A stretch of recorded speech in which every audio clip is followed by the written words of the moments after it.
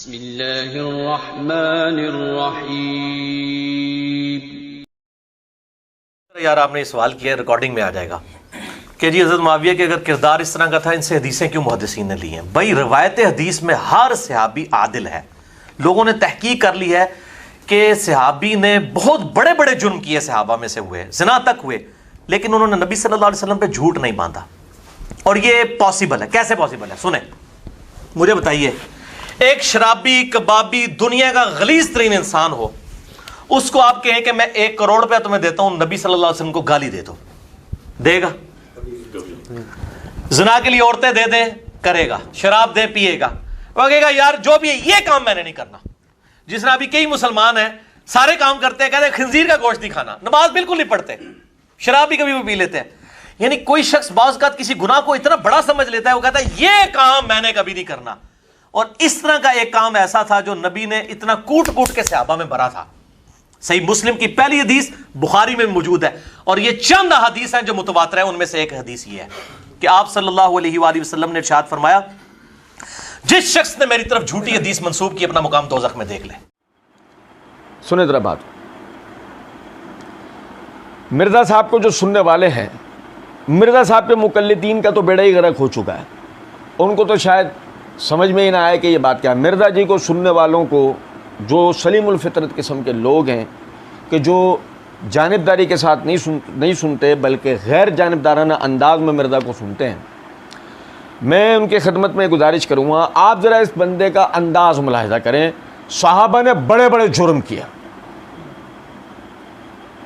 دیکھیں، علماء اصولیین کا اس بات پر اتفاق ہے کہ علمی بات ہے، اس کو توجہ سے سنیں۔ سن رہے ہیں؟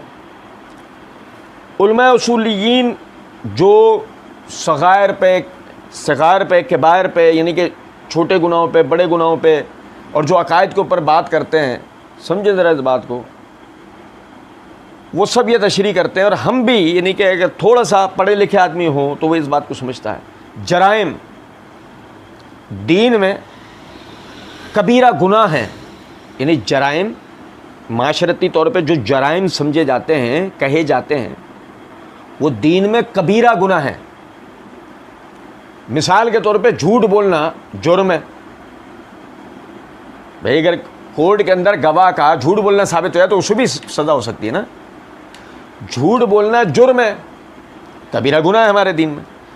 زنا کرنا پاکستانی آئین میں جرم ہے، زنا کرنا جرم ہے، دین میں ہمارے کبیرہ گناہ ہے۔ ناحق کسی کو قتل کرنا جرم ہے اور دین میں کبیرہ گناہ ہے۔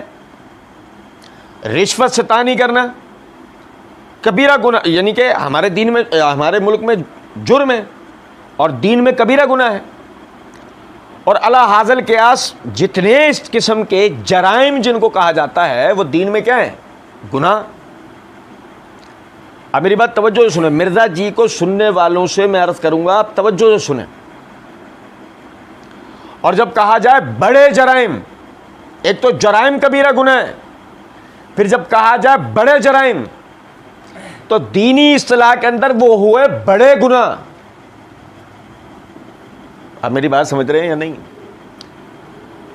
آپ مرزا کے گستاخی کا اندازہ کریں، یہ اتنا گستاخ، بدتمیز، بے غیرت، جاہل، جنگلی آدمی ہے، اندازہ کریں کہ کہتا ہے صحابہ نے بہت بڑے بڑے جرم کیے جو مترادف، متوازی، ہم معنی ہیں اس کے کہ انہوں نے بڑے بڑے گناہ کیے۔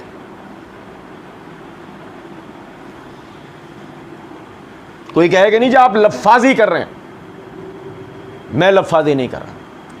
آپ بڑے بڑے جرائم کی دین میں ڈیفینیشن بتا دیں ہمیں، دین میں بڑے بڑے جرائم کو کیا نام دیا گیا ہے، آپ ہمیں بتا دیں۔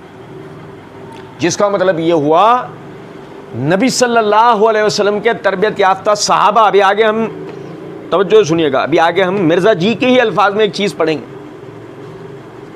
نبی اکرم صلی اللہ علیہ وسلم کے تربیت یافتہ آپ کے ساتھ رہنے والے وہ کیا کرتے تھے؟ بڑے بڑے گناہ کے کام، لیکن مرزا جی نہیں کرتے۔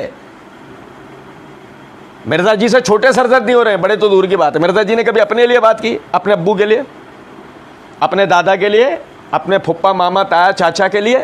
نہیں۔ مرزا جی نہیں کرتے. آپ میری بات توجہ سنیے.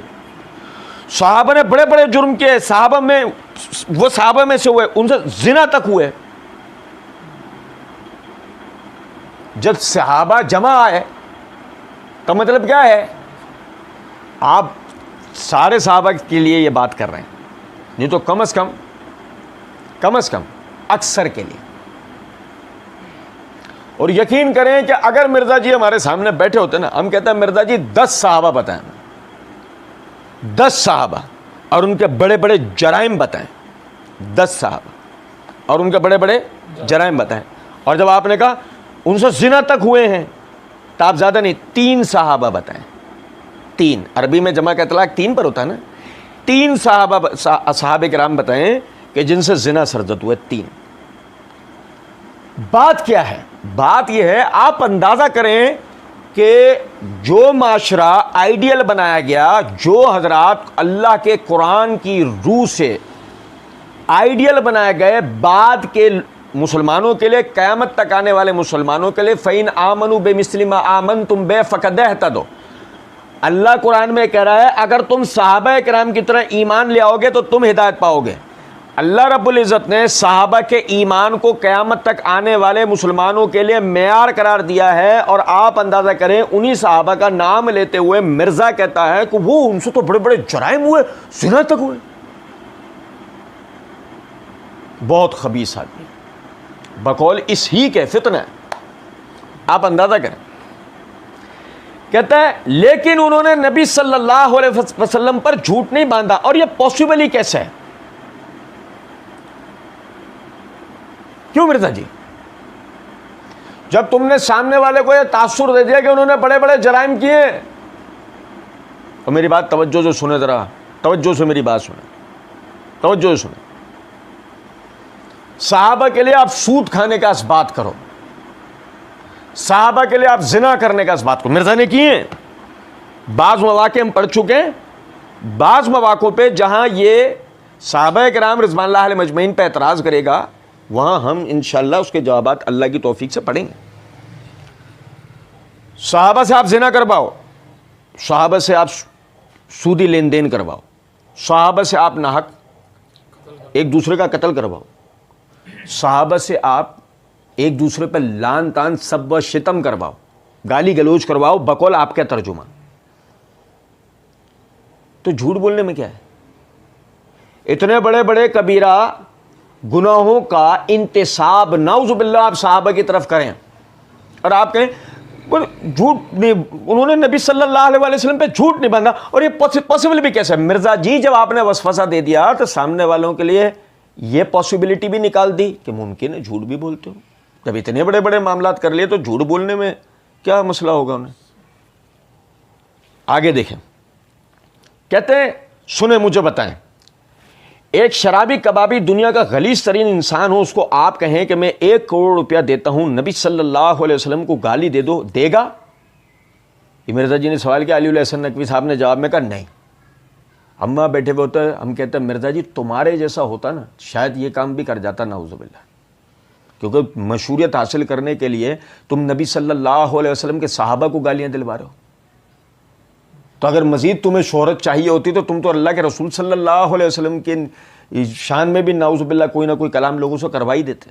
جب تم یہاں تک پہنچ گئے کہ نبی سے بھی غلطیاں ہوئی ہیں نعوذ باللہ, جب تم یہاں تک پہنچ گئے تو تمہارے لیے بعید کیا کہ تم یہاں تک بھی چلے جاتے. سنو ذرا بات کو. جس طرح کئی مسلمان ہیں, سارے کام کرتے ہیں, کہتے ہیں خنزیر کا گوشت نہیں کھانا, نماز بالکل نہیں پڑھتے, شراب بھی کبھی کبھی پی لیتے ہیں. یعنی کوئی شخص بعض اوقات کسی گناہ کو اتنا بڑا سمجھ لیتا ہے, کہتا ہے یہ کام میں نے کبھی نہیں کرنا. اور اس طرح کا ایک کام ایسا تھا جو نبی صلی اللہ علیہ وسلم نے اتنا کوٹ کوٹ کے صحابہ میں بھرا تھا.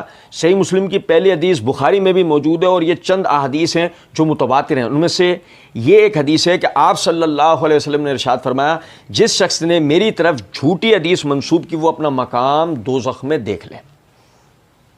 اب ہم مرزا جی کی جناب میں عرض کریں گے, مرزا جی کے مطلب مرزا جی تو اندھے بہرے لنگڑے لولے, وہ تو بالکل ہی مطلب شیطان نے خپتی کر دیا ان کو. مرزا جی کے مقلدین کا بھی حشر بہت برا ہے, لیکن پھر بھی ہم توجہ دلا دیتے ہیں. سمجھے ذرا اس بات کو, کیا مرزا جی کے الفاظ ہیں.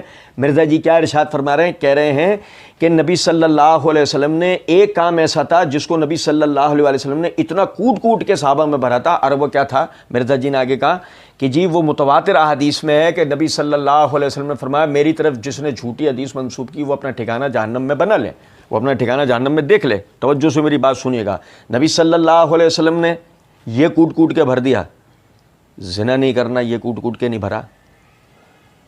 بھائی میرے, وہ بڑے بڑے جرائم جو صحابہ نے کر لیے, ان جرائم سے روک کر ایک یعنی کہ شریف, پرامن, ایک متقی, ایک پرہیزگار, جن کے لیے اللہ نے قرآن میں کہا اولئک ھم المؤمنون حقا. اگر کوئی کائنات کے اندر حقیقی مسلمان ہیں تو صحابہ کرام رضوان اللہ علیہ مجمعین ہیں. لیکن ہم عرض کرتے ہیں مرزا جی سے, مرزا جی یہ جھوٹ رسول کی طرف منسوب نہیں کرنا, یہ رسول نے کوٹ کوٹ کے ان میں بھر دیا, دیگر چیزیں نہیں بھری. اصل بات یہ ہے آپ کے گلے گھنٹی بندھی ہوئی ہے, یہ آپ کے گلے گھنٹی بندھی ہوئی ہے. توجہ سے میری بات سنیں. صحابہ کرام رضوان اللہ علیہ مجمعین سے فسق و فجور اگر اس پیمانے کا جس پیمانے کا آپ ان کی طرف منسوب کرتے ہیں, صحابہ اگر فسق و فجور میں ملوث ہے تو یہ بات بالکل سالڈ ہے کہ ان کے بیان کردہ روایات کا کیا اعتبار, ان کے جمع کردہ قرآن کا کیا اعتبار. یہ اپنی جگہ ویلڈ بات تھی, آپ کو جان بھی تو چھڑانی تھی نا. اب آپ نے کیا کرا, زنا ان سے ثابت کرنا ہے, سود کھانا ان سے ثابت کرنا ہے, قتل و غارت, سب و شتم, لان تان, گالی گفتار, یہ ان سب چیزوں سے ثابت کرنی ہے. لیکن اگر آپ نے جھوٹ ان کی طرف منسوب کر دیا کہ وہ جھوٹی روایتیں گھڑ لیا کرتے تھے نعوذ باللہ, حالانکہ ہم مرزا صاحب جب آپ یہ کہیں گے نا بادشاہوں کی لکھوائی ہوئی تاریخ, وہاں ہم آپ سے پوچھیں گے وہ پہلا بادشاہ پھر کون تھا جس نے تاریخ لکھوائی. تو سنیں ذرا بات کو, غور طلب نکتہ ہے کہ چونکہ یہاں آپ کے گلے ایک ایسی گھنٹی بند گئی ہے کہ آپ سے اتارنے سے بھی اتر سکتی. اب آپ جان چھڑانے کے لیے رسول نے ایک چیز ان میں کوٹ کوٹ کے بھر دی تھی کہ وہ نبی کے ذمے جھوٹی حدیث نہیں لگا سکتے. یعنی کہ نبی نے ان کی یہ تو تربیت کر دی, ان کی معاشرتی تربیت نہیں کری, ان کی خاندانی تربیت نہیں کری, ان کی سیاسی تربیت نہیں کری, ان کی عسکری تربیت نہیں کی. غور کریں ذرا اس بات.